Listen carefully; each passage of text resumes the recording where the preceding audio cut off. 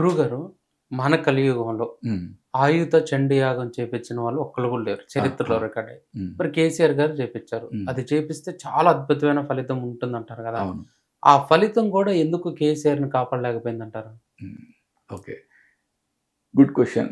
అంటే ఎప్పుడు కూడా ఒక కార్యక్రమం చేశాము. దాని నుంచి ఒక ఫలితం ఆశించాము. ఓకే. అంటే అది చాలా తప్పు. ఓకే. అంటే మనం భగవంతుడు చెప్పినట్టుగా కర్మ సిద్ధాంతం ప్రకారం మనం కర్మ చేసుకుంటూ వెళ్ళాలి. ఓకే. ఇవ్వవలసినది భగవంతుడిస్తాడు అనేది పూర్తిగా విశ్వసించాలి. ఓకే. అంతేగాని అది చేశారు గదా! కాబట్టి ఆయనకి ఏమీ కాకూడదు అంటే ఎట్లా కుదురుద్ది? ఓకే. అలాగే అంటే కృతయుగంలో ఎంతోమంది, ఎంతోమంది ఎన్నో మహా పెద్ద పెద్ద తపస్సులే చేశారు. ఓకే. దాంట్లో మంచి వాళ్ళు ఉన్నారు, రాక్షసులు ఉన్నారు. హ్మ్.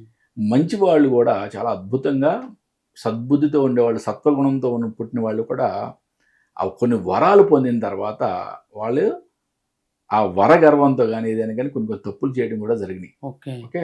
అంటే ఏం చెప్పుద్దంటే కర్మ సిద్ధాంతం ఎవరైనా కర్మను అనుభవించాల్సిందే. ఓకే. హ్మ్.